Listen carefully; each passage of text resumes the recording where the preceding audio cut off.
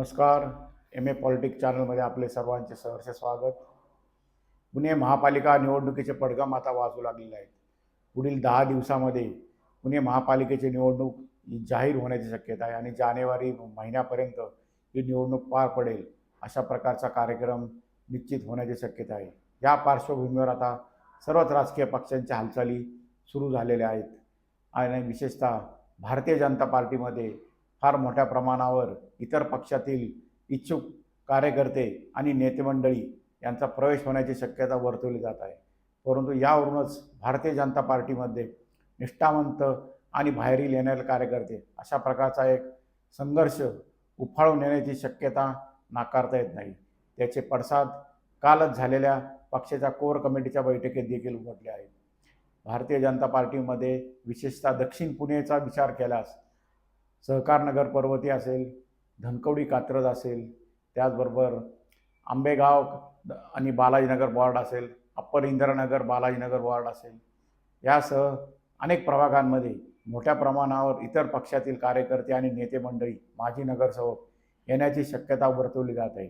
आणि या नेत्या मंडळींना हे स्थानिक आणि निष्ठावंत कार्यकर्ते हे विरोध करत आहेत. कारण गेली कित्येक वर्ष या निष्ठावंत कार्यकर्त्यांनी या नेत्यांच्या विरोधात लढा दिला आहे आणि आता त्यांनाच पक्षात घेतले जात असल्यामुळे लढा निष्ठावंतांचा अशा प्रकारचा आवाज या निष्ठावंत कार्यकर्त्यांनी दिला आहे.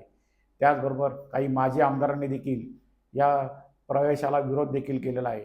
त्यांनी त्याची भूमिका ही पक्षाच्या बैठकीत देखील मांडलेली आहे. कारण त्यांच्या विरोधातच लढलेला एक माजी नगरसेवक हा भाजपमध्ये येण्याची शक्यता सध्या जोरदार चर्चिली जात आहे. तशा प्रकारचे फ्लेक्स देखील ठिकठिकाणी लागलेले आहेत. त्यामुळे त्या संबंधित नगरसेवकाच्या प्रवेशाला एका विद्यमान आमदाराने जोरदार विरोध केलेला आहे.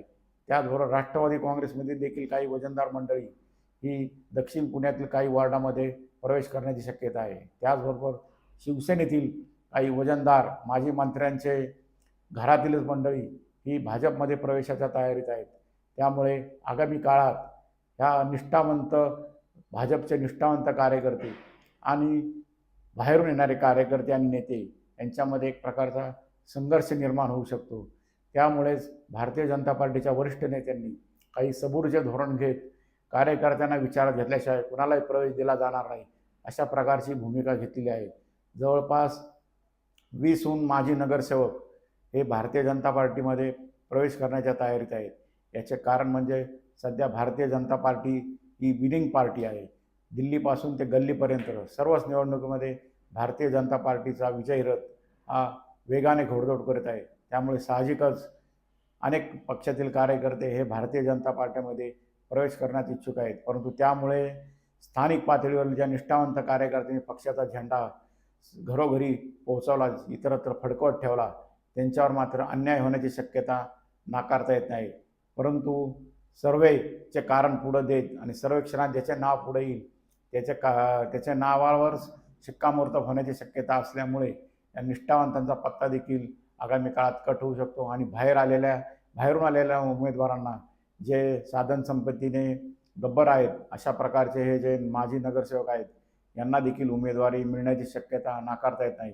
कारण शेवटी सत्ता मिळवण्यासाठी बाहेरील पक्षातील उमेदवारांना संधी देण्याचे धोरण हे भारतीय जनता पक्षाने आखलेले आहे आणि त्याला पक्षातीलच काही वरिष्ठ मंत्र्यांचा देखील पाठिंबा आहे.